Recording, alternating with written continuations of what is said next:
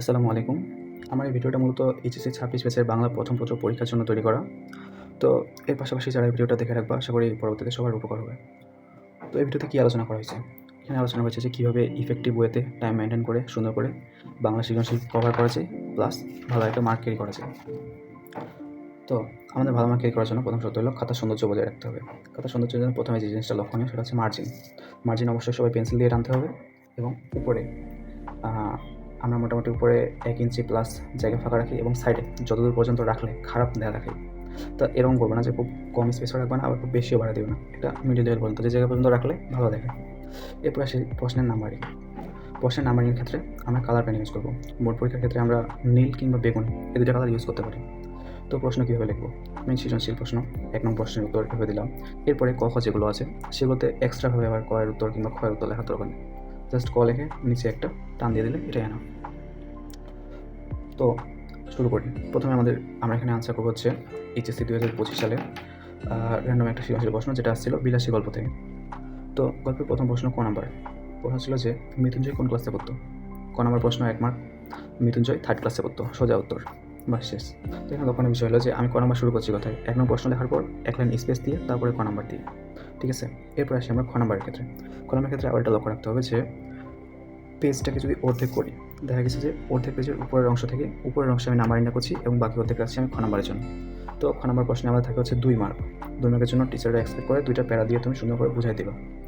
এখন যেটা করবো না সেটা হচ্ছে খ নাম্বার প্রশ্ন আমি পড়ি যে প্রশ্নটা ছিল এরকম: আমি বুঝিলাম বিষহরির দোহাই বুঝি আর খাটে না, কথাটির তাৎপর্য ব্যাখ্যা করো। তো যেটা করবো না সেটা হচ্ছে এই কথাটা লেখার পর আমরা করবো না যে কথাটির তাৎপর্য ব্যাখ্যা করা হলো লিখে শেষে একটা কলম দিয়ে দিই, এই কাজটা করবো না। আমরা কী করবো, ডিরেক্ট যেটা আনসার, যেটা তাৎপর্য সেটা লিখে দেওয়ার চেষ্টা করবো। এতে কী হয়, টিচার যখন তোমার প্রথমে দেখে যায় যে তুমি মেন জিনিসটা লিখে ফেলছো, তো পরবর্তীটা চেয়ার তেমন গুরুত্ব দিয়ে দেখতে চায় না বা দেখার দরকার পড়ে না, আমারটা দিয়ে দেয়। আর যদি প্রথমে যে ওইভাবে করে দেখানো হলো, ব্যাখ্যা করা হলো, এভাবে করে দেওয়া হয়, তাহলে টিচার আসলে বিরক্ত হয়, পরের অংশটা পড়তে চায় না, এমন তোমার দেখা যায় বিনা কারণে মার্ক কাটা যাচ্ছে। তো আমাদের কী নির্দেশ করা হয়েছিল এখানে, যে চারপাশে কবিরাজরা বসে সবাই মিলে বিষহরির দোহাই দিচ্ছিল, কিন্তু মৃত্যুঞ্জয়ের অবস্থা ক্রমাগত খারাপ হচ্ছিল, তাই না? সেটাই বলা হয়েছে যে অনেক চেষ্টার পরও মৃত্যুঞ্জয়ের অবনতি নির্দেশ করা হয়েছিল। এরপরে তুমি জাস্ট 2 বাক্যে বা 3 বাক্যে সেটাকে বিশ্লেষণ করে দেবা।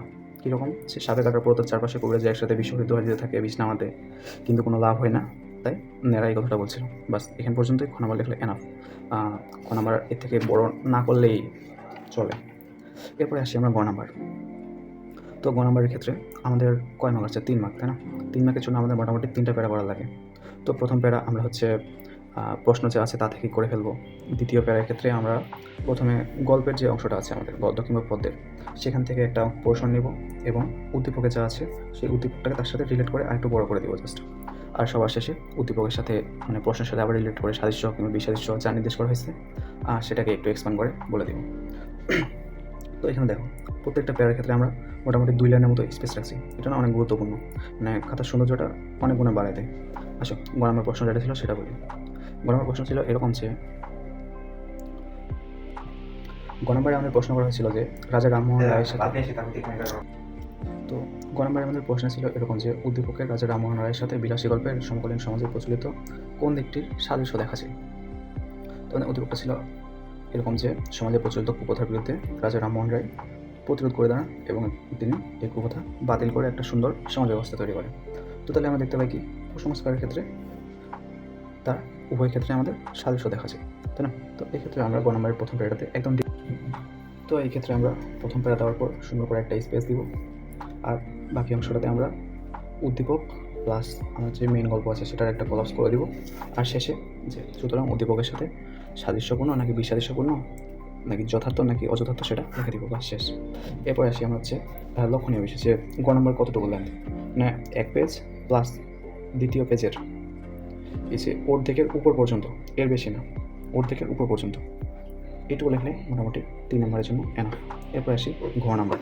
তখন আমরা কী করে, সবাই 3 পেজ করে লেখে, তো আমরা 3 পেজ করে লিখবো না। আমরা কী করবো, এই যে বাকি অর্ধেক পেজ আছে না, সেই অর্ধেক পেজ থেকে ঘ নাম্বার শুরু করবো, একদম অর্ধেকের নিচ বরাবর। তো ঘ নাম্বার 4 মার্ক, 4টা প্যারা দেওয়ার চেষ্টা করবো। তো প্রথমে আমরা হচ্ছে উদ্দীপক প্রশ্নের সাথে সাদৃশ্যপূর্ণভাবে আমাদের প্রথম প্যারাটা তৈরি করবো।